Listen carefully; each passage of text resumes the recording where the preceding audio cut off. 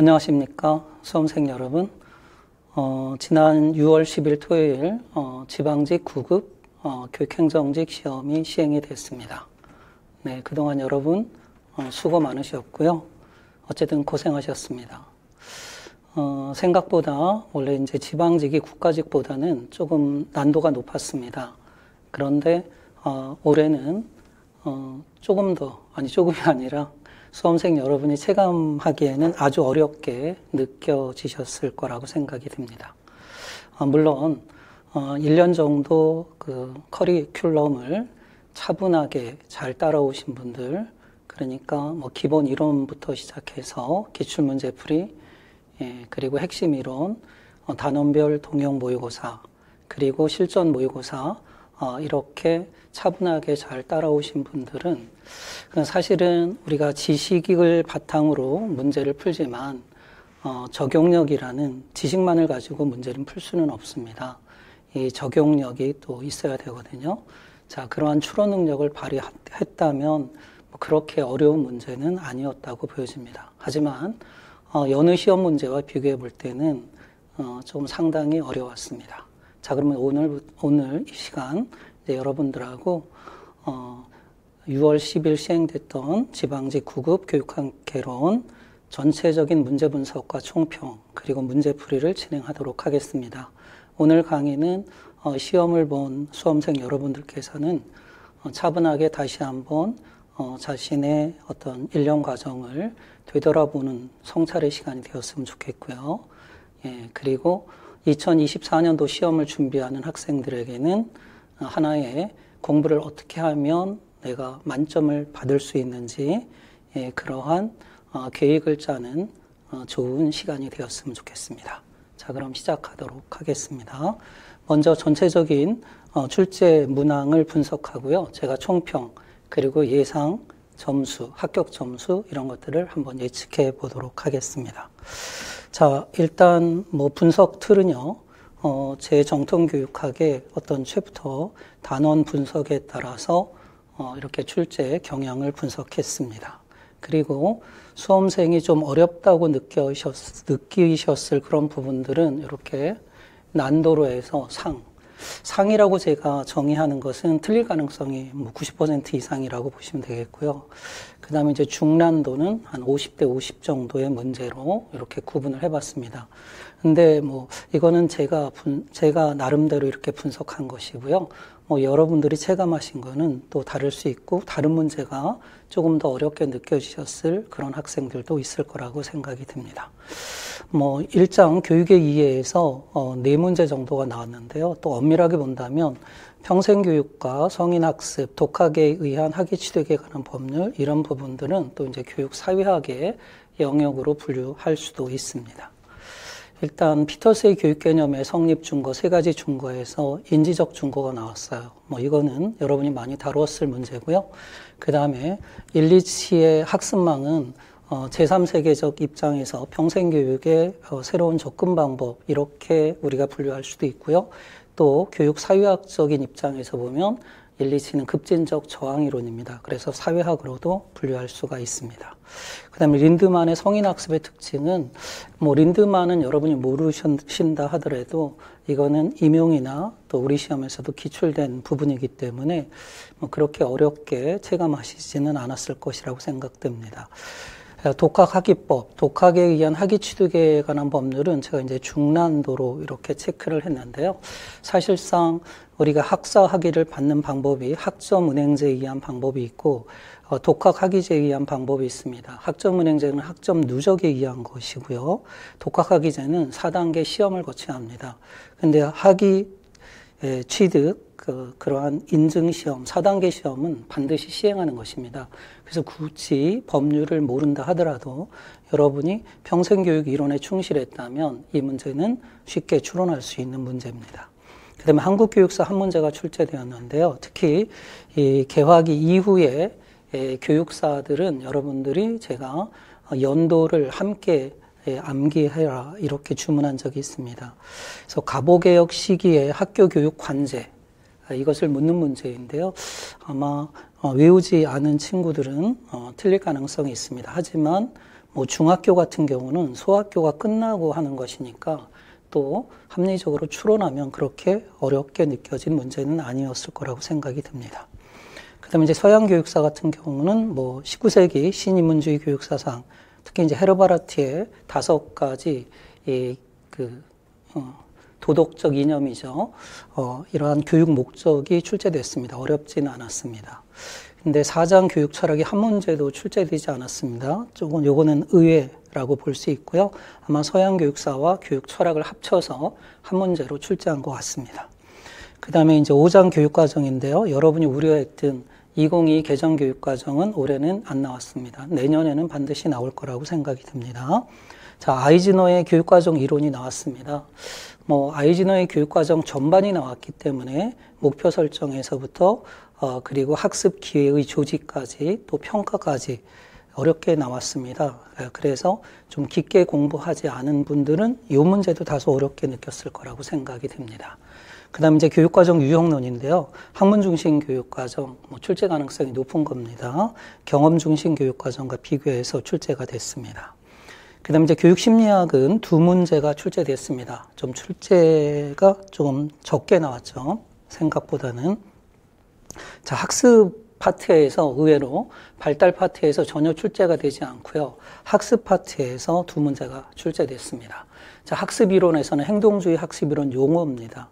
그래서 정답은 쉽게 켈러의 통찰, 형태주의 학습 이론이니까 쉽게 여러분이 고르는 데는 어렵지 않았습니다. 하지만 이제 사회학습 이론을 가지고 조금 고민한 친구도 있고요. 성급해서 또 사회학습, 통찰을 모른다면 사회학습으로 갈 수 있는 그런 경향이 있는 문제였습니다. 그 다음에 조금 중난도로 제가 분류한 게 학습 전이 비책형 20번 문제가 되겠는데요. 이 학습 전이 이론 동일 요소설이 나왔어요. 손다이크의 동일 요소설의 사례가 나왔는데, 자, 이 동일 요소설은 특수전이입니다. 그래서 일반적 전이가 답이 되겠습니다. 물론 이게 조금 어렵게 생각하신 분도 있을 텐데요. 근데 특수전이하고 일반전이는 서로 대립되는 관계니까 그 둘 중에서 하나를 고르는 게 동일 요소설이라고 것을 몰랐으면은 좀 어려웠을 거라고 생각이 듭니다. 자, 그 다음에,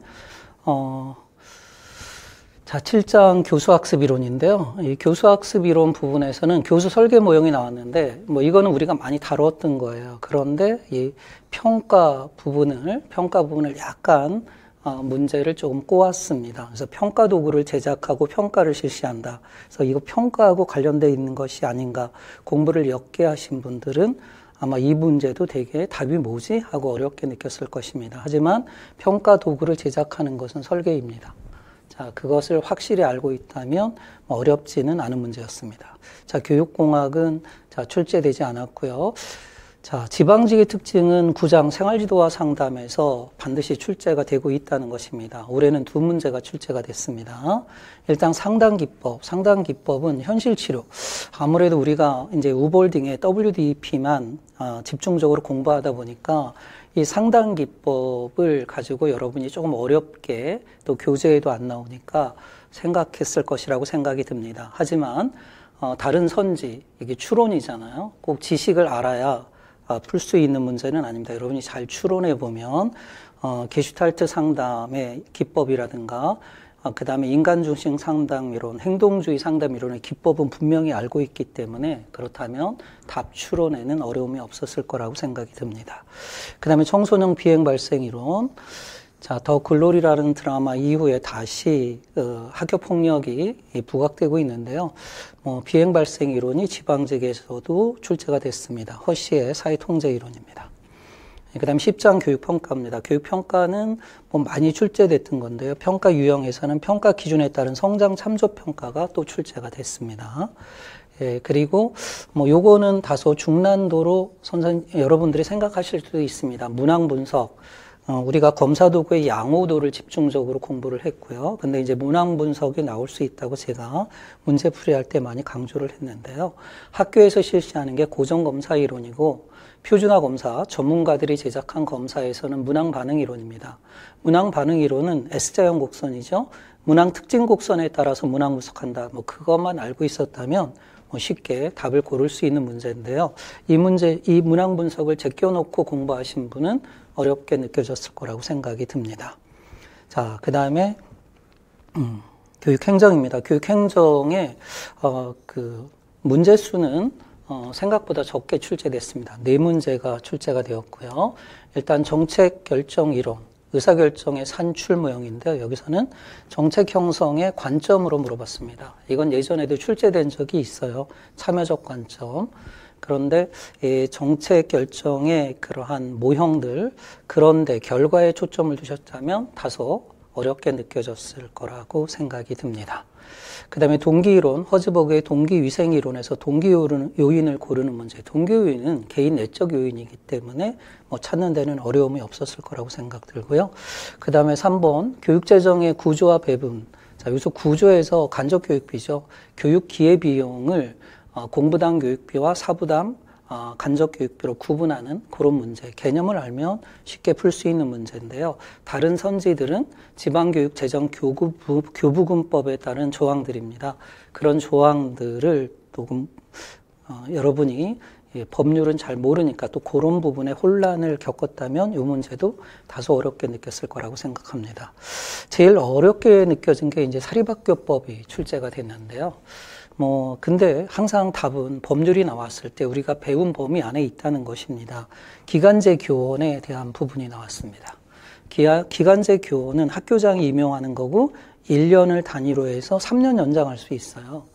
그것만 알면 이제 다른 선지들의 내용들은 몰라도 법률의 내용은 몰라도 쉽게 여러분이 선택할 수 있는 그런 문제입니다. 그렇지만 여러분이 아무래도 어렵게 사립학교법 공부 안 했는데 이런 선입견을 가지고 문제를 접했다면 답을 고르는데 어려움이 있었을 거라고 생각이 듭니다. 그 다음에 이제 교육사회학은, 자, 신교육사회학 이론 중에서 브루디에의 문화재생산 이론이 출제가 됐습니다. 자, 이렇게 어떤 영역에서 어떤 내용들이 출제되는가 전체를 한번 훑어보았고요. 조금 이제 전체적인 총평과 분석을 함께 해 보도록 하겠습니다. 일단 전반적으로 지금 인사혁신처에서 출제된 문제치고는 제일 어렵게 출제되었다, 이렇게 볼 수가 있습니다. 그래서 제가 상으로 분류한 것이 한 문제고요. 그 다음에 중으로 분류한 것이 6문항입니다. 근데 또 이렇게 중으로 분류할 수 있는 게 2개 정도가 더 있어요. 그렇게 본다면, 이거는 일단 틀렸다고 가정하고, 그 다음에 중은 50%면 한 3문제 틀리고, 그리고 하나 더 하면 4문제. 그러면, 4문제에서 5문제까지 틀릴 수 있다는 거죠. 그래서 예상 합격선은 80이나 또는 85 정도 되지 않을까, 이렇게 생각이 듭니다. 물론, 제가 중간중간에 말씀을 드렸지만 여러분이 제대로 그 코스를 밟아오셨다면 추론으로 얼마든지 맞출 수 있는 그런 문제입니다. 정말로 제가 볼 때 어렵다는 문제는 여러분이 수준에서는 절대 맞출 수 없는 문제다. 그런 건 진짜 어려운 문제인데요. 그런 문제는 사실 엄밀하게 보면 하나도 없었다라고 볼 수 있습니다. 자, 출제 비중으로 본다면 교육행정학이 4문제가 나왔고요. 교육의 이해로, 이거는 정통교육학의 분류체계로 분류한 겁니다. 4문제. 하지만 평생교육을 교육사회학의 영역으로 분류한다면 교육사회학이 4문제가 출제되었다, 또 이렇게 분류할 수도 있습니다. 그 다음에 교육심리학이 2문제, 그리고 교육과정이 2문제, 생활지도와 상담, 교육평가 각각 2문제가 출제됐습니다. 예전부터, 인사혁신처에서는 특히 교육통계하고 교육연구는 9급에서는 전혀 출제를 안 하고 있는데요. 그 원칙은 그대로 지켜졌습니다. 교육철학에서 출제되지 않은 것은 다소 의외였습니다. 그 다음에 교육행정학과 교육의 이해, 교육사회학의 출제 비중이 높았고요. 여러분이 제일 걱정하는 것이 법규 2문제가 출제됐고요. 지방교육재정교부금법까지 생각하면 3문제입니다. 하지만 어려운 문제로 체감할 수도 있지만 답은 늘 우리가 배운 이론 속에서 있었다. 그래서 그것을 가지고 추론하면 답을 찾는 데는 어려움이 없었을 거라고 생각합니다. 특히 사립학교법은 아까도 말씀드렸지만 기간제 교원의 임용, 이거는 1년을 단위로 임용하고 학교장이 3년의 범위에서 연장할 수 있다. 그리고 제가 그랬죠. 법이 나왔을 때 법이 나왔을 때 상식선에서 문제가 출제가 됩니다. 그래서 어떤 부분에 주목해라. 그 중에 숫자 주목해라. 정 모르면 숫자를 찍어라 그랬는데 이게 4년 범위에서 연장할 수 있다 나왔어요. 그러니까 이게 틀린 거죠. 그 다음에 이제 독학학위법입니다. 자, 요것도 4단계 시험은 반드시 학위취득 종합시험은 요거는 반드시 치러야 학위가 인정되는 거고요. 1학년부터 3학년까지, 3단계까지는 학점은행제와 교호할 수 있어요. 그러니까 시험을 면제받을 수 있다는 것입니다. 그러니까 요것도 예년에 비슷한 문제가 출제되었기 때문에 그렇게 어렵지는 않았습니다. 자, 여러분이 우려한 2022 개정교육과정은 올해는 출제되지 않았고요. 내년도에는 반드시 출제될 거라고 생각이 듭니다. 자, 이렇게 본다면 전체적인 출제 난이도를 보면 제가 상으로 분류한 게 하나 정도, 그리고 중으로 분류한 것이 6개. 그러니까 여기서 한 3개 정도 맞을 수 있다. 이건 틀렸다. 그럼 4개 틀리는 거죠. 근데 한 2개 정도가 또 중으로 분류할 수 있어요. 그럼 하나 더 틀린다면 5개. 이렇게 본다면 75에서 80까지. 그런데 제가 볼 때는 이제 어쨌든 이 교육학이 변별 과목이 됐다는 점에서 여느 시험하고는 좀 차별적인 문제였다고 볼 수 있고요. 그래서 90점이나 이상 맞으면 아주 잘한 그러한 경우라고 볼 수가 있겠습니다. 예. 특히 중난도 같은 경우 가보개혁 시기에 그 학교교육 관제, 요거는 여러분이 연도를 제가 암기하라고 했는데 사실은 한성사범학교가 제일 먼저고 소학교 그리고 외국어 학교, 예, 그 다음에 이제 중학교 같은 경우는 소학교가 졸업한 다음이니까 제일 나중이죠. 여기 연도를 1894에서 96년 이렇게 제한을 했어요. 그럼 중학교는 99년이니까 이거는 추론이 가능했던 문제라고 볼 수 있고요. 이 동일 요소설의 사례가 조금 어려웠는데 특수적 전이와 일반적 전이가 동시에 떴어요. 이건 대립되는 거니까 두 개가 동시될 수는 없죠. 이 둘 중에 하나를 고르는 문제. 근데 이게 동일 요소설이라는 걸 모르면 어려웠을 것이라고 생각이 듭니다. 그 다음에 에디모형 같은 경우에는 이 평가 도구 제작은 2단계입니다. 2단계. 이건 뒷과 캐리도 마찬가지죠. 그래서 요거를 정확히 몰랐다면 답이 무엇인지 답이 없네 이렇게 생각한 학생들도 있을 거라고 생각합니다. 자, 글래서의 상당 기법들인데요. 이 상당 기법은 이제 우리가 약한 전략이라고 합니다. 이런 것들이 제 교재에는 자용이 안 나오는 부분입니다. 사실은 교재에는 대부분의 교육학 교재에는 우볼딩의 WDEP만 많이 나왔는데요. 근데 이런 기법들은 상대적으로 세계의 선지에서 쓰는 상당 기법들을 여러분이 정확히 알고 있다면 쉽게 추론할 수 있는 약한 전략으로 풀 수 있는 문제가 되겠습니다. 교육 정책 형성의 관점, 참여적 관점은 전문적 조직 합의에 의한 산출이니까 이거는 이전에도 출제가 된 적이 있어요. 그런 점에서 이거는 추론이 가능한 영역이라고 볼 수 있습니다. 자, 어쨌든 이번 시험은요, 앞으로 교육학을 공부하는 수험생 여러분에게 그 적잖은 충격이 될 수 있습니다. 교육학이 되게 어렵다는 것입니다. 그래서 여러분이 이제 7월부터 우리가 이제 1년 일정으로 다시 공부가 시작이 되는데요. 이 꼼꼼하게 교육학의 전 영역들을 그 촘촘하게 체크하지 않으면 사실은 이번 문제에서는 최악으로 60점대라든가 이렇게 나올 수밖에 없는 그런 난도의 문제였다고 볼 수 있습니다.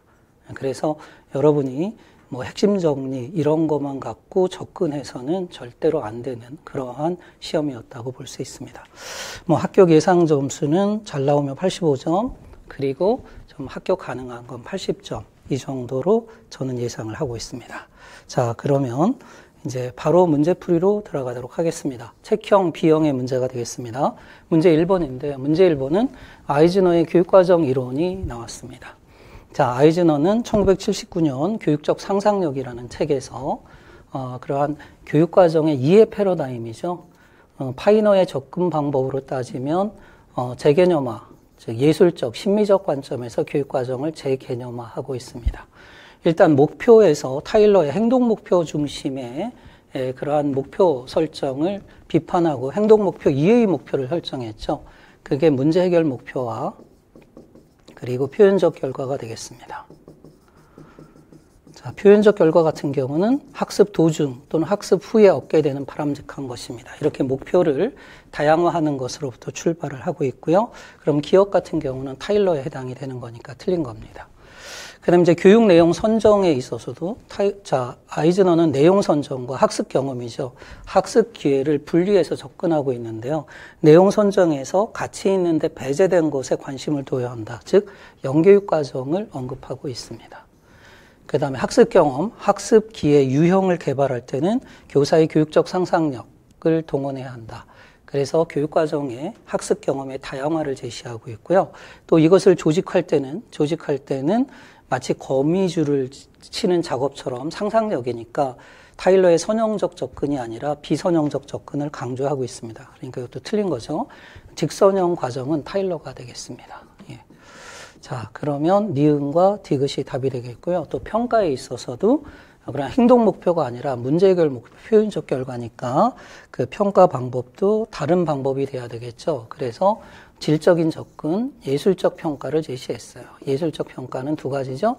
하나는 그 학생의 행동의 미묘한 차이를 식별할 수 있는 교사의 전문성, 그것을 교육적 감시관, 심의안이라고 불렀고요. 그리고 이것을 객관적인 언어로 설명하는 비평, 이 두 가지를 들고 있습니다. 자, 이것도 아이즈너의 그러한 교육과정 전반에 대한 문제였기 때문에 이 전반을 잘 모르면 어렵게 느껴졌을 그런 문제라고 볼 수 있습니다. 자, 2번으로 가보도록 하겠습니다. 자, 2번은 교수 설계 모형입니다. 에디 모형이에요. 일반적인 설계 모형인데요. 틀린 걸 고르는 문제입니다. 자, 일단 A는 분석인데 분석은 네 가지잖아요. 요구 분석. 여기서 요구는 디스크레펀시, 차이, 격차입니다. 이거는 행정학에서 카우프만의 개념이죠. 그러면 현재 상태와 교육받은 상태, 미래 상태의 차이 이런 걸 통해서 일반 목표가 도출되어 나오는 거고요. 두 번째는 과제 분석이죠. 과제 분석은 일반 목표를 구체적인 목표로 상세화하는, 그래서 수업의 순서를 결정하는 겁니다. 그 다음에 학습자의 특성을 파악하고요. 그 다음에 제약 조건, 교실 환경을 분석합니다. 이 네 가지 분석이에요. 자, 설계 단계에서 하는 거는, 자, 과제 분석을 통해서 목표가 세분화되죠. 그 세분화된 목표를 명세화한다. 일반적으로 메이거 진술 방식을 쓰는 거고요. 그 다음에 뭐를 하죠? 여기서 평가 도구를 제작해야죠. 평가 도구를 제작합니다. 이 평가 도구는 딕과 캐리도 그랬지만 목표 도달 여부를 확인하는 절대평가 문항을 만드는 겁니다. 즉, 요게 설계가 되는 것입니다. 자, 그리고 이제 교수 전략, 도입, 전개, 발전, 정리, 이러한 수업의 흐름에 따른 전략, 그리고 이미 만들어진 매체 선정, 이것은 설계에서 하는 거죠. 그러면 설계, 이 청사진을 가지고 개발하는 게 교수 학습 자료를 개발하고 또 뭐를 개발합니까? 형성평가 문항을 개발하는 거죠. 자, 그리고 마지막 평가는 평가를 실시한다. 근데 이거는 절대평가가 되겠습니다. 근데 평가 도구를 제작하는 건 설계가 되겠어요. 그래서 요게 조금 여러분들이 그 평가 도구를 제작하는 거니까 깊게 촘촘하게 공부하지 못한 분들은 어려웠을 거라고 생각이 듭니다. 그렇지만 평가 도구 제작은 수행 목표 명세와 다음이라는 걸 알면은 어렵지 않은 문제였습니다. 자, 그럼 3번으로 가볼게요. 3번은 행동주의 학습 이론과 관련이 없는 거. 그러니까 이게 이제 개론적인 문제죠. 용어를 찾는 겁니다. 그럼 행동주의는 뭐 파블로프의 고전적 조건화, 그리고 손다이크의 교육 심리학을 거쳐서 이제 스키너의 조작적 조건화를 다 결합한 거죠. 그런데 이게 이거는 직접 러닝 바이 듀잉이에요. 직접 경험을 통한 학습이고 플러스 간접 경험, 관찰이나 대리적 경험을 통한 학습하면 반두라도 여기 들어갈 수 있다는 것입니다. 자, 그럼 반두라는 사실은 행동주의에서 출발했지만 정보처리 이론을 수용해서 나중엔 사회인지 이론, 인지주의에 더 가깝거든요. 그렇지만 행동주의자들은 또 반두라를 우리 편이다. 이렇게 이야기를 합니다. 그럼 여기서 여러분이 갈등할 때 이거하고 이거죠. 사회학습 이론하고 통찰, 이 중에서 그러면 사회학습 이론은 걸쳐 있는 거고요. 그래서 행동주의에 포함될 수 있지만 통찰은 아하잖아요. 아하. 이 켈러고요. 형태주의, 인지주의 학습 이론이에요. 예, 그렇기 때문에 4번이 최선 답이 될 수밖에 없다는 것입니다. 강화는 특정 행동의 빈도를 증가시키는 절차가 되겠죠. 스키너의 핵심적인 용어고요. 조작적 조건과 능동적 행위가 특정한 조건에서 학습되는 걸 설명하는 것이 스키너가 되겠습니다. 네. 그 다음에 문제 4번으로 가보도록 하겠습니다.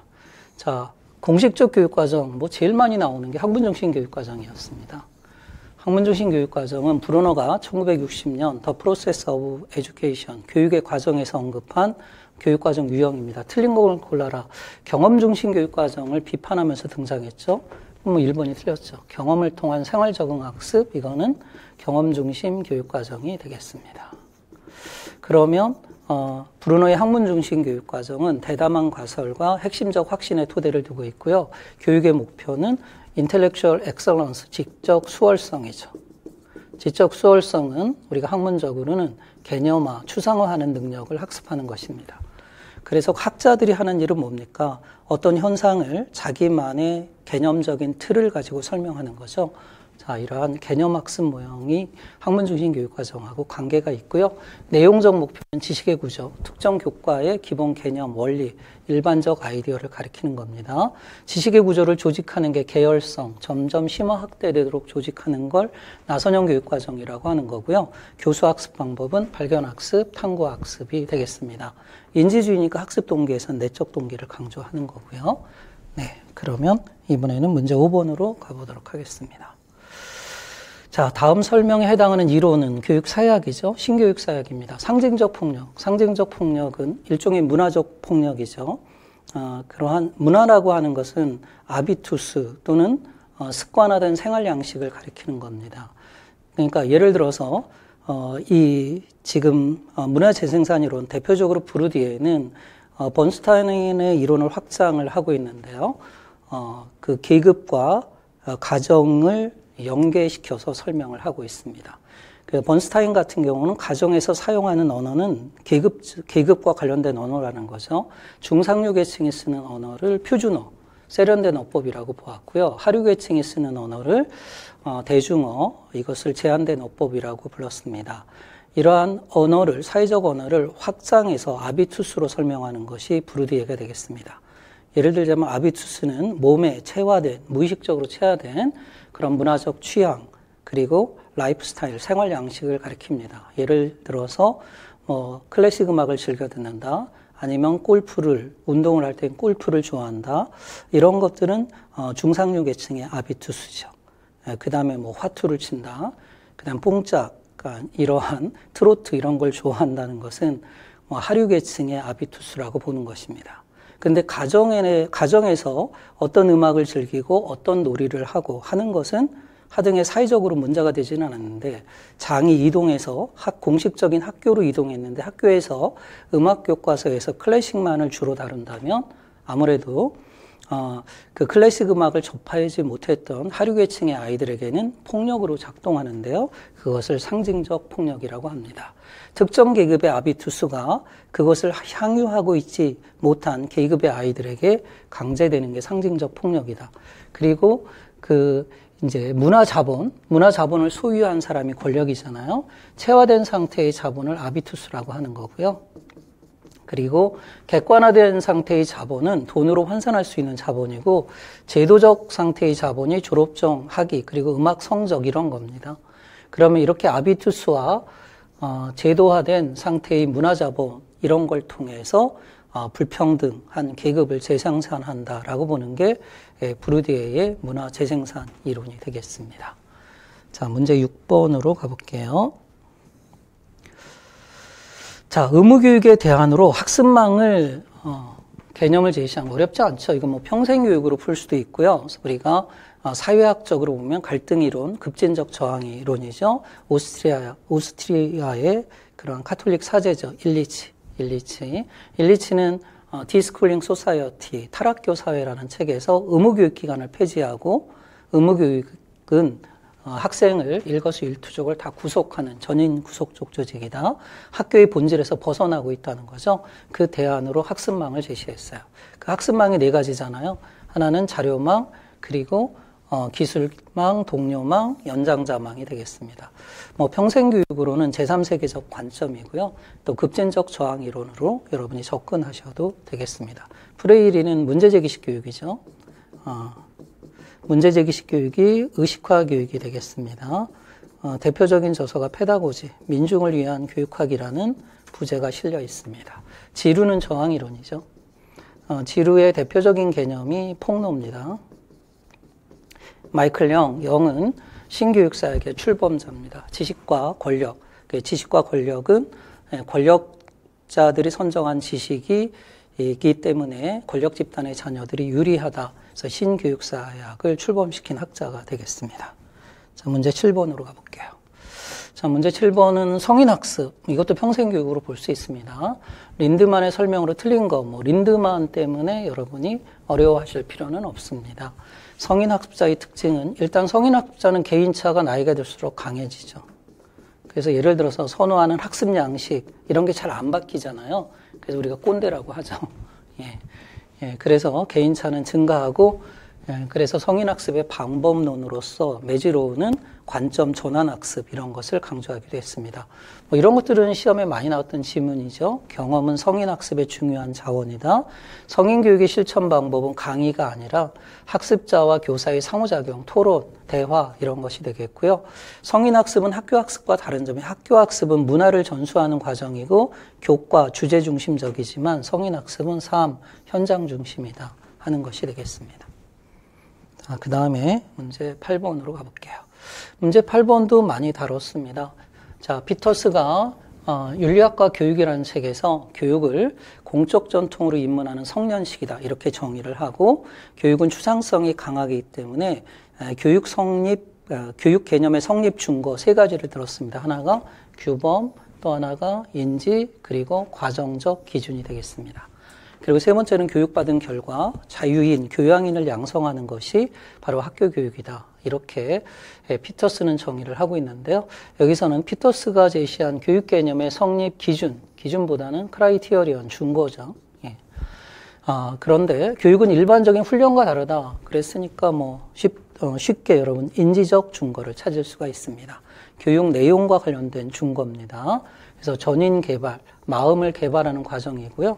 그래서 폭넓은 안목, 그래서 우리가 현상을 보는 새로운 눈을 갖는다. 계명이죠. 계명. 그래서 교육받은 사람은 마치 성경에 나오는 말처럼 진리가 너희를 자유롭게 하리라. 그래서 전혀 다른 시각으로 세상을 볼 수 있다는 것입니다. 이렇게 폭넓은 안목이 변화하는 것이 바로 교육이라고 부르는 거고요. 이런 점에서 피터스는 내용적 준거로서 지식의 형식을 이야기했어요. 그 지식의 형식은 지식, 이해, 그리고 안목을 형성하는 과정입니다. 그런데 안목을 형성하지 못하고 지식과 이해만을 전달했다면 그건 좁은 의미의 변화죠. 이걸 훈련이라고 볼 수 있습니다. 이렇게 볼 때 피터스는 교육은 훈련과 특정한 그러한 분야를 전문가인 훈련가를 양성하는 과정이 아니라 교양인을 양성하는 폭넓은 안목을 가진 교양인을 양성하는 과정이라고 본 거죠. 자, 규범적 기준은 목표와 관련된 기준이죠. 내재적 가치.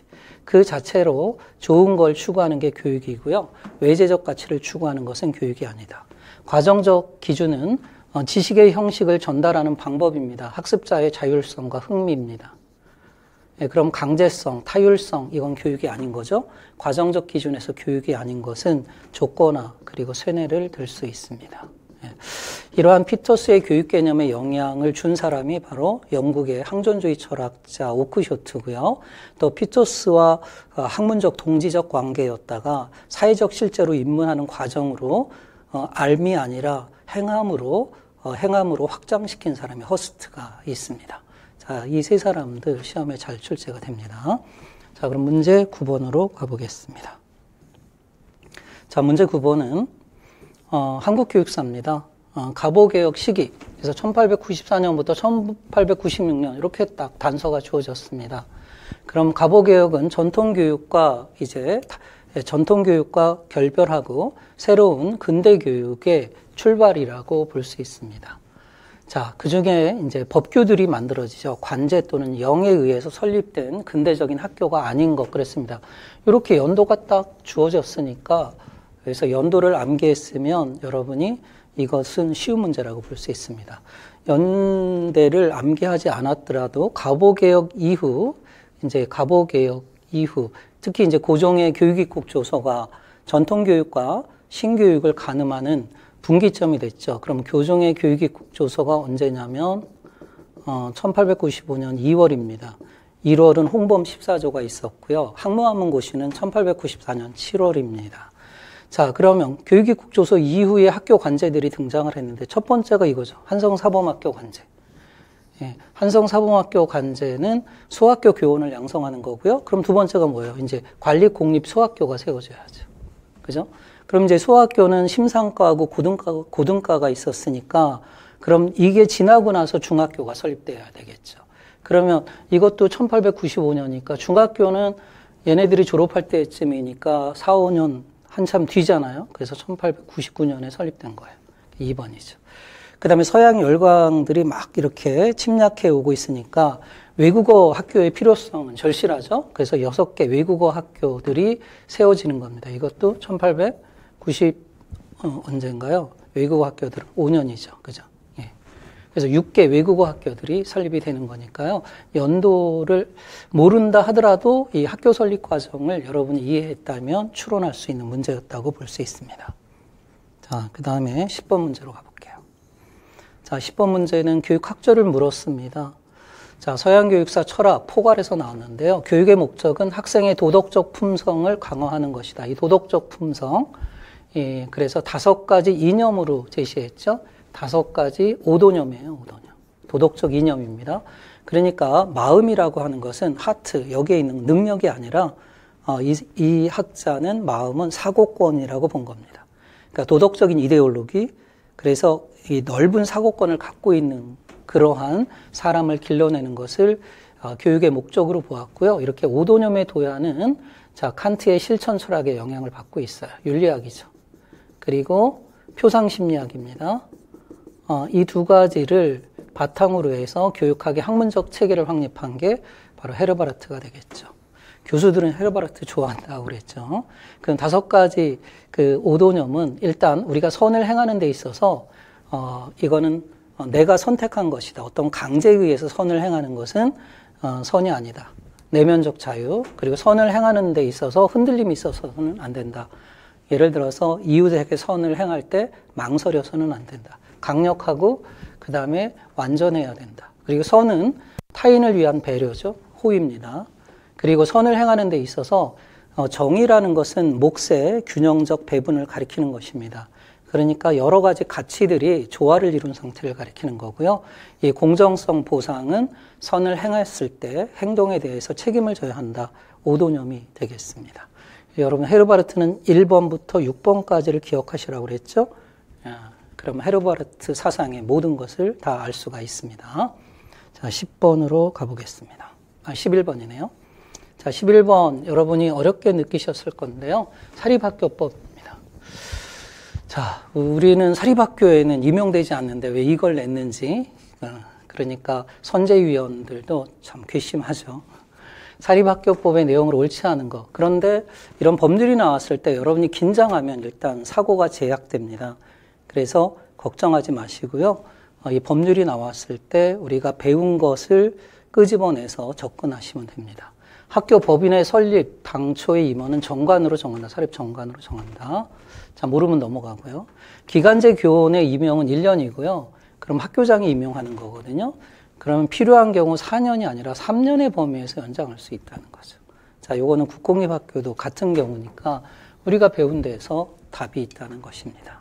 그래서 법률을 여러분이 사립학교법을 다 본다 하더라도 볼 필요도 없고요. 그죠? 나중에 여러분이 진짜 학교나 또는 교육청 직속기관에 배정됐을 때 관련된 업무를 할 때 그때 보시면 되면 됩니다. 그리고 교육학에서 나오는 법률들은 교육학 이론에 충실해서 여러분이 이해하면 답은 늘 거기에 있다는 것입니다. 이건 7급도 똑같아요. 우리가 모르는 지문이 나왔다. 거기에 흔들리지 마세요. 답은 우리가 알고 있는 곳에서 있다 하는 것입니다. 그리고 사립학교 교원은 권고사직을 당연히 당하지 않죠. 국공립교원도 마찬가지고요. 그러니까 자네 일 못하니까 그만두는 게 어때? 이런 게 권고사직이죠. 이 권고사직을 당해서는 당연히 안 되는 거고요. 각급 학교장은 해당 학교를 설치 경영하는 학교 법인 또는 사립학교 경영자가 임명한다. 이것도 우리가 학교 운영위원회와 관련해서 지금 사립학교 같은 경우는 국공립학교처럼 심의기구로 격상됐잖아요. 근데 심의사항에서 제외되는 게 인사권이라고 그랬죠. 하나가 이제 공모교장이고 또 하나가 초빙교사입니다. 이거는 심의사항에서 제외되는 겁니다. 그리고 학교 학칙이나 이런 것들은 자문사항이고요. 예외 조항을 생각하면 이거는 틀리지 않은 거라는 걸 알 수 있습니다. 네, 정답은 2번입니다.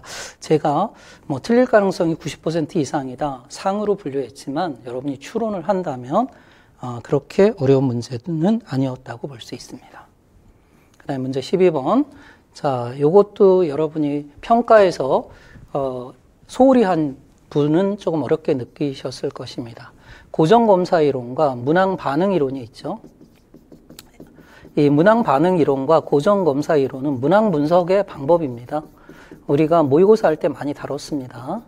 자, 문항 분석은 개개의 문항의 양호도를 검증하는 과정이 되겠습니다. 문항의 통계적 분석이죠.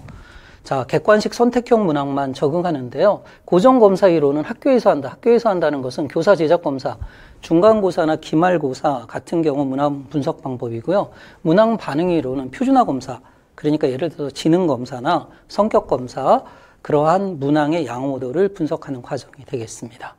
자, 그럼 고정검사 이론은 총점을 기준으로 문항을 분석하는 거고요. 그래서 문항 난이도, 문항 변별도, 문항 반응 분포를 산출할 수 있어요.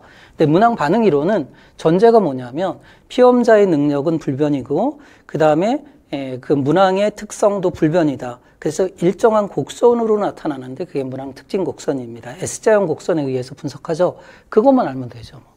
자, 문항 특징 곡선으로 분석하는 것은 문항 반응 이론이 되겠습니다. 문항 난이도는 문항이 쉽고 어려운 정도로 정답률로 나타내는 거고요. 문항 변별도는 문항이 피험자의 능력을 변별하는 정도, 즉 정답률의 편차로 계산하죠. 상위 집단의 정답률에서 하위 집단의 정답률로 빼주는 겁니다. 그리고 고정검사 이론은 관찰 점수 X, 그러니까 원점수 측정값이에요. T, 창값 플러스 오차값의 합이죠. 이러한 가정하에서 문항을 분석하는 것이 되겠습니다. 그럼 문항 특징 곡선은 어떤 겁니까? 이런 거잖아요. 그러니까 X축은 피험자의 능력이에요. 그럼 피험자의 능력이고, 그리고 Y축이 정답률입니다. 그러면 문항 반응 이론은 표준화 검사, 그 객관화된 전국 단위로 시행되는 검사의 문항 분석의 방법이니까, 자, 일단 정상 분포를 전제하고요. 상대평가를 전제하고 있어요. 그럼 피험자의 능력은 0. 0은 여기서 G점수로 0이라는 의미거든요. 그럼 평균이라는 의미를 가지고 있습니다. 평균 이상이 플러스 1, 플러스 2, 플러스 3, 우리가 이론적으로 플러스 무한대까지, 그리고 왼쪽으로는 마이너스 1, 마이너스 2, 마이너스 3, 마이너스 무한대까지. 근데 우리가 마이너스 3까지만 표시하는 이유는 정상 분포상으로 마이너스 3하고 플러스 3 사이에 전체 학생들의 99.74%가 이 위치에 표시되니까 마이너스 무한대까지는 나타내지는 않습니다. 정답률이면 플러스 1.0, 맞추면 반반이면 0.5, 그리고 틀리면 0이 되겠죠. 그런데 객관식 문항이니까 0이 될 수는 없어요. 찍어서 맞힐 가능성이 있다는 것입니다. 그럼 예를 들어서 0인 학생은 평균인 능력이니까 어떤 문항이 출제돼도 정답을 맞출 확률은 50%에 가깝다는 거죠. 그 다음에 플러스 3인 학생은 능력이 아주 뛰어난 학생들이니까 어떤 문제가 출제돼도 맞힐 가능성이 높다는 것입니다. 그럼 플러스 3 이상은 다 맞힐 가능성이 높죠. 그죠? 그 다음에 마이너스 3은 어떤 문제가 출제돼도 능력이 낮은 아이니까 틀릴 가능성이 높죠. 그렇지만 틀리진 않아요. 확률적으로 사지선다형은 4분의 1이니까 0.2 정도의 확률이 있어요. 그래서 마이너스 3 이하는 자 0.2 이렇게 연결하면 어떻게 되겠습니까? 이런 곡선이죠. 이게 문항 특징 곡선, S자형 곡선이 되겠습니다. S자형 곡선을 가지고 문항 난이도와 문항 변별도 그리고 문항 추측도를 산출하는 것이 문항 반응 이론이 되겠습니다. 그것만 알면 쉬운 문제가 되겠습니다. 그래서 2번이 답이 되겠습니다. 과거 7급에 유사한 문제가 나온 적이 있습니다. 자, 문제 13번은 조금 어렵게 느끼셨을 텐데 저도 교재에서 이걸 다루지 않은 부분입니다. 자, 상담 기법인데요. 예, 왜냐하면 상담 과정이 중요하니까. 그래서 WDEP만 다뤘는데 글래스의 현실 치료입니다. 숙련된 질문 기술, 특히 이 글래서 이론은요, 그 비행 청소년들을 상담하는 과정에서 발전된 이론입니다. 그리고 학교에 많이 적용돼요. 예를 들어서 학급회의, HR 이런 걸 통해서 학생들이 문제 행동이죠. 문제 행동은 현재 욕구에서 비롯되는 거고요. 그 욕구에 대한 잘못된 선택과 통제. 그 잘못된 선택과 통제는 뭐냐면 생각과 그리고 액션, 활동에 있다는 것입니다. 그래서 그러한 생각과 활동을 바르게 훈련시켜주는 뭐 학급회의라든가 이런 것들을 통해서 비행 청소년을 줄여나가는 그런 전략들입니다. 그래서 긍정적인 그런 태도, 그리고 이렇게 회의와 같은 토의와 논제, 그리고 어려운 상황에 대해서 내가 맞닥뜨리는 거죠. 직면하기. 그 다음에 역설적 기법은 학생들에게 반대되는 행동을 시킴으로써 학생들의 선택 의지를 강화시켜주는 그런 기법들입니다. 근데 이제 게슈탈트 상담 이론은 펄스잖아요. 형태주의 상담 이론은 뭐 미해결 과제를 해결하는 거니까 비의자 기법, 네, 그리고 환상 게임, 네, 그다음에 꿈 작업 이런 걸 다루잖아요. 그러니까 뭐 대표적으로 나오는 게 이런 거니까 아닌 거고요. 인간 중심 상담 이론은 로저스죠. 비지시적 상담.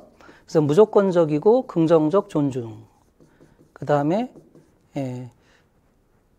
공감적 이해, 진정성, 이 세 가지 상담가의 역할과 사실 늘 나오는 게 이거고요.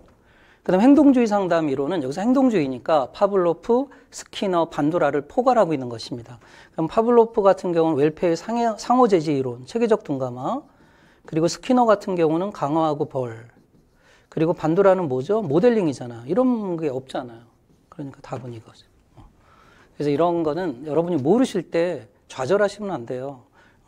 우리가 배운 이론들을 잘 생각해서 약한 전략으로 창의력을 발휘해서 추론하시면 됩니다. 그러니까 현실 치료에서 쓰는 기법들이 되겠습니다. 자, 그 다음에 문제 14번으로 가보겠습니다. 문제 14번은 청소년 비행 이론이 출제가 되었습니다. 자, 청소년 비행 관련 사회학적 이론, 미시적 이론인데요. 일탈 행동이 오히려 정상적인 행동이다. 그러니까 이 이론은 왜 학생들은 비행을 안 저지르는가에 관심을 두고 있다는 것입니다. 규범 준수 행위가 비정상적인 행동이다. 인간의 본성은 악하기 때문에 사람은 항상 규범을 위반할 수 있으며 여기 결정적인 힌트가 나오죠. 개인과 사회 간의 결속이 약화될수록, 연대가 약화될수록 일탈할 확률이 높다. 그럼 비행 성향을 억제하는 사회적 연대, 사회적 유대, 통제, 그것이 약화될 때 비행이 발생한다. 사회 통제 이론이죠. 연대 요소는 네 가지잖아요. 하나는 애착이죠. 그러한 타인과의 그러한 긴밀한 인간관계. 그래서 부모의 사랑을 받거나 선생님들에게 인정받는 아이들은 비행을 저지를 확률이 낮다 하는 것입니다. 자, 두 번째는 목표 달성을 위한 커미트먼트, 전념이죠. 여러분처럼 목표 달성을 뚜렷이 갖고 열심히 전념한다면 비행 성향은 낮아진다. 그 다음에 인발브먼트, 참여죠. 어떤 조직에 일상적으로 참여를 하고 있다면 비행이 안 일어나겠죠. 그 다음에 마지막으로는 신념입니다. 빌리프. 확고한 신념 체계가 있으면 비행은 일어날 확률이 낮습니다. 그런데 이게 무너질 때 비행이 일어난다라고 보는 것이 사회통제 이론이 되겠습니다. 사회통제 이론은 이제 중화 이론에 의해서 비판받기도 합니다. 그래서 비행 발생의 사회적 접근, 이것도 생활지도와 상담으로 분류할 수 있지만 사회학으로 분류할 수 있는 그런 이론이라고 볼 수 있습니다. 자, 그 다음에 문제 15번. 교육 정책 형성의 관점, 교육 행정학입니다. 자, 의사결정의 관점을 묻고 있습니다. 의사결정은 크게 과정 모형, 참여 모형이라고 하고요. 그 다음에 산출 모형, 정책 결정 모형, 그래서 합리 모형에서부터 현실적인 모형 등 6가지가 있습니다. 근데 여기서는 이 산출에 참여하는 관점을 묻고 있습니다. 그럼 크게 4가지 관점이죠. 합리적 관점은 합리 모형과 관련이 있고요. 참여적 관점은 전문가들이 참여해서 합의를 도출하는 거니까 최종 모형에 가깝습니다. 정치적 관점은 이해 당사자들이 있는 다원적이고 민주적인 체제에서 의사결정하는 거니까 점증 모형하고 관계가 있고요. 우연적 관점은 비합리적인 의사결정이니까 조직화된 무질서 조직을 특징으로 하는 쓰레기통 모형하고 관계가 있습니다. 자, 그런데 공동의 목표가 있다. 그럼 이를 위한 최선의 선택을 한다. 체제적 접근하니까 최종 모형이잖아요. 그러면 참여적 관점으로 갈 수 있죠. 그리고 합의다. 합의고, 그 다음에 전문적 조직에서 의사결정할 때 하는 관점이다. 그러니까 참여적 관점이 되겠습니다. 합리적 관점은 장단점을 다 비교해서 가치를 배제하고 가치 중립적인 입장에서 최저간, 최선안을 도출하는 거고요. 정치적 관점은 협상이죠. 이해관계자들로 구성되어 있기 때문에 그래서 최선보다는 차선, 소극적 악의 제거에 관점을 두는 것입니다. 우연적 관점은 우연한 의사결정, 쓰레기통 모형과 관련이 있습니다. 비합리적인 모형이라고 볼 수 있습니다. 자, 문제 16번으로 가볼게요. 독학에 의한 학위 취득 법률. 자, 이것도 뭐 독학 학위법이라고 하는데요. 줄여서 여러분들이 야, 이런 것도 나왔네. 질문 보고 문제 보고 어렵게 멘붕이 올 수 있는데 절대 교육학은 멘붕이 오실 필요가 없습니다. 자, 그럼 틀린 것 그랬습니다. 국학은 독학자가 학사 학위를 취득하는 데 필요한 편의를 제공해야 한다. 이건 당연한 말 같고 모르는 거죠. 처음 보는 질문 넘어가요. 학위 취득 시험에 응시할 수 있는 사람은 고등학교 졸업이나 그 다음에 이와 같은 수준 이상의 학력이 있다고 인정되는 사람입니다. 고등학교 졸업 학력이 있어야 당연히 대학의 학위를 취득하는 거죠. 근데 뭐 중학교 예전엔 이런 보기가 나왔어요. 그게 틀린 거죠. 일정한 학력이나 자격이 있는 사람에 대해서는 학위 취득 종합시험, 이게 4단계 시험이거든요. 이걸 면제할 수 있다? 없죠. 이거는 당연히 치러야 하는 시험이죠. 그럼 1단계는 뭘까요? 1학년 과정이니까 방송통신대학 연상하시면 돼요. 그럼 1학년은 이거는 교양과정 시험이고요. 그 다음에 2학년, 2단계가 전공 기초죠. 그리고 3학년이 전공 심화예요. 전공 심화. 근데 여기까지는 학점은행제와 교호할 수 있다는 거죠. 학점은행제는 시험이 아니라, 단계별 시험이 아니라 학점의 누적입니다. 학사학위는 140학점이고요. 전문학사학위는 80학점이잖아요. 그래서 이 학점을 취득했다면 이 과정이 면제될 수 있다는 것이에요. 그래서 1단계부터 3단계는 학점은행제와 상호 교호하기 때문에 시험을 면제받을 수 있지만 4단계는 당연히 학위취득 인정시험이니까 필수적이죠. 그죠? 예. 그래서 3번이 틀린 겁니다. 교육부 장관은 학위취득 종합시험에 합격한 사람에게 학위를 수여한다. 당연히 대학이니까 교육부 장관이 그러한 총괄하는 거죠. 그래서 정답은 3번입니다. 그래서 다른 지문들이 어렵다 하더라도 이 4단계 시험이고 4단계는 필수니까 이 과정은 이론에서 다 배운 거니까 사실 이 문제도 그렇게 어려운 문제라고 보기는 이론을 공부하셨다면 어렵지는 않았을 것입니다. 그 다음에 이제 17번으로 가볼게요. 자, 17번 문제는 교육재정 구조와 배분인데요. 문제를 그냥 통합했어요. 자, 2번부터 3번까지는 지방교육재정교부금법에 관련된 조항들이 되겠습니다. 그러니까 2, 3, 4번에 여러분이 주목하셨다면 문제는 틀릴 수밖에 없고 어렵게 느끼셨을 것입니다. 근데 교육재정의 구조니까요. 개념을 알고 있느냐. 특히 여기 이제 기회비용이 나왔네요. 교육 기회비용은 간접교육비죠. 간접교육비는 우리가 개인적으로 볼 때는 학교를 다님으로 인해서 포기해야 하는 유실소득을 가리키는 겁니다. 예를 들어서 아르바이트나 취업을 할 수 있죠. 그러면 우리가 월급이나 또는 이러한 아르바이트료를 받을 수 있는데 그런 걸 포기해야 되는 거죠. 그런 게 간접교육비고요. 또 학교 입장에서는 학교 건물이 계속 감가상각이 됩니다. 그래서 한 40년 지나고 노후화되면 수선비가 많이 들잖아요. 자, 이것도 포기해야 하는 소득이 되겠죠. 또 국가의 입장에서는 학교 터에 뭐 예를 들어서 아파트를 건설한다면 뭐 종합소득세나 이런 걸 많이 걷어들일 수 있는데 또 세금을 걷어들일 수가 없어요. 그런 것들이 다 간접교육비가 되겠습니다. 간접교육비는 정확하게 산출할 수는 없고 추측할 수가 있는데요. 그 간접교육비가 이제 교육재원이 누구로부터 오느냐에 따라서 기관이면 공부담, 개인이면 사부담이 되겠죠. 이 두 가지가 있다는 거예요. 그런데 학생이, 개인이 교육받는 동안 미취업에 따른 포기해야 하는 유실소득이니까 이건 공부담이 아니라 사부담, 간접교육비가 되겠죠. 그래서 교육재정의 구조를 알면 쉽게 풀 수 있는 문제가 되겠습니다. 국가는 지방교육재정 교부금에 따르면은 중앙에서 지원하는 게 보통교부금과 특별교부금이 있죠.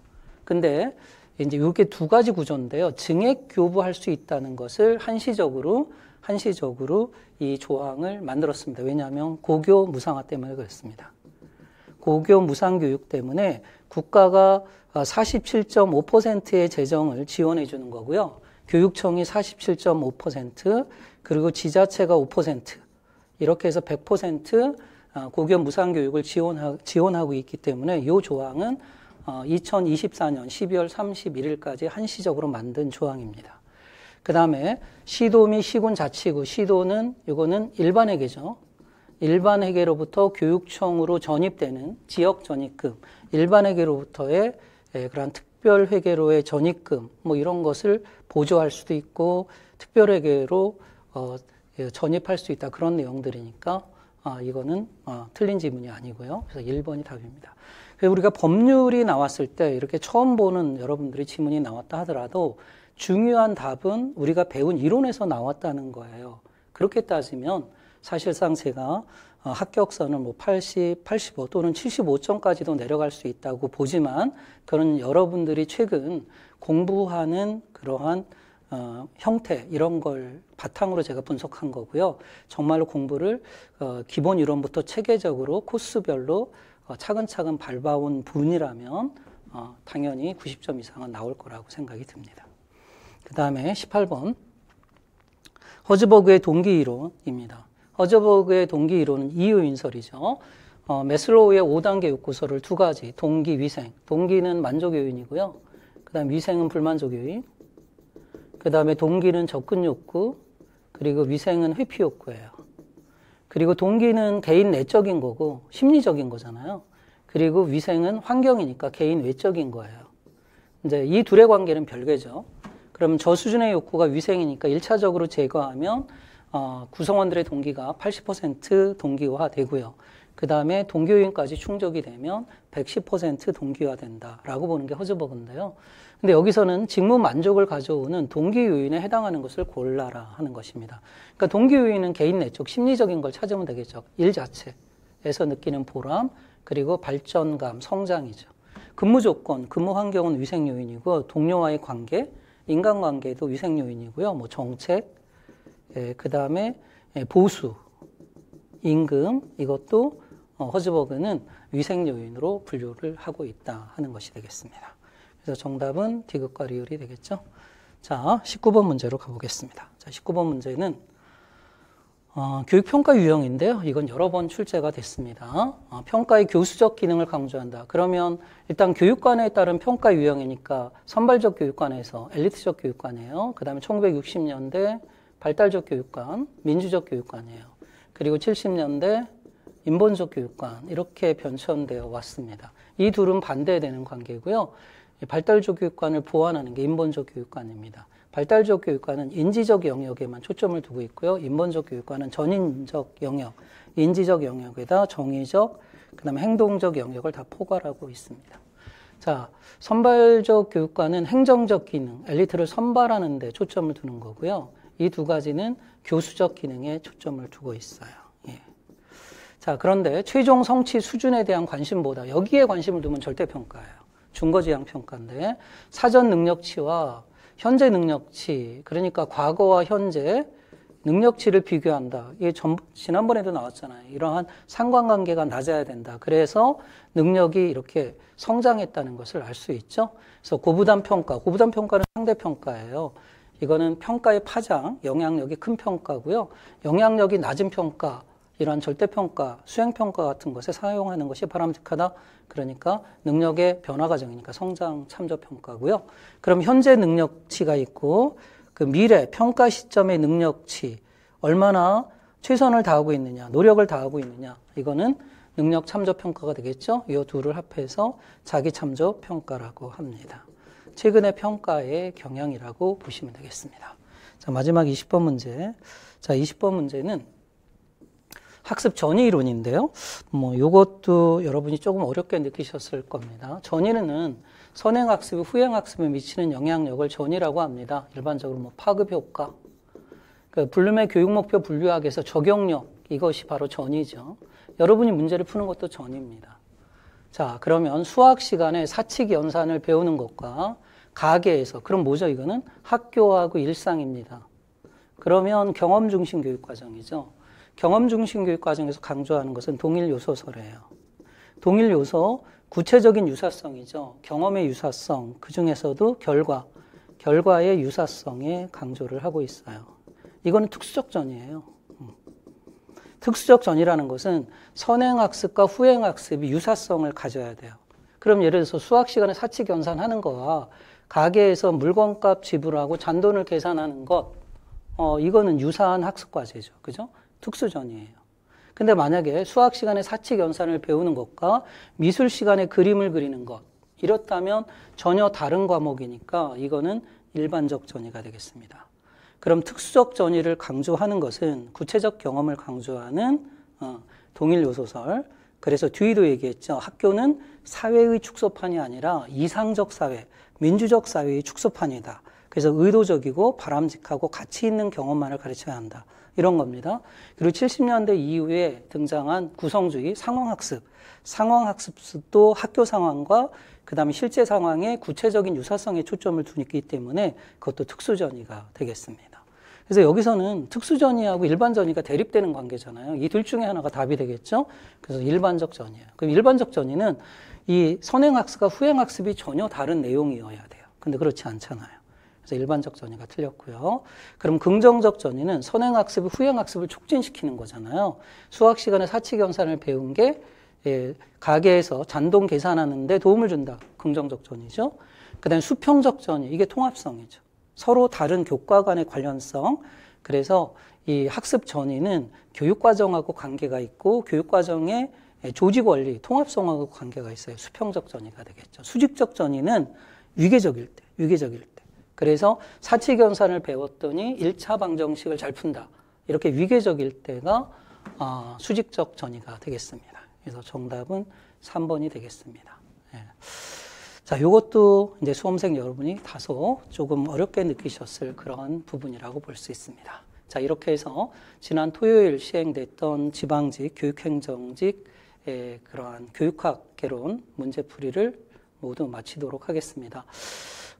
시험이 다 끝났고, 여러분들 1년 지난 시간이 때로는 허망하게도 느껴지실 분도 있으실 겁니다. 자, 그리고 정말로 촘촘하게 저를 잘 따라왔던 분들은 아마 100점도 맞으셨을 거라고 저는 확신합니다. 예. 그래서 우리가 이번 기회를 통해서 지난 1년을 다시 한번 되돌아보고, 그리고 절대 포기나 좌절하지 마시고 다음 한 해를 새로운 각오로 준비하는 그런 시간이 되었으면 좋겠습니다. 그리고 미래 교육행정직을 꿈꾸는 그런 예비 수험생 여러분도 오늘 시험 풀이 내용을 보면서 1년의 학습 계획을 잘 짜시기 바랍니다. 예. 여러분 어쨌든 수고하셨고요. 모두 합격하셔서 정상에서 만나 뵙기를 희망합니다. 자, 고맙습니다.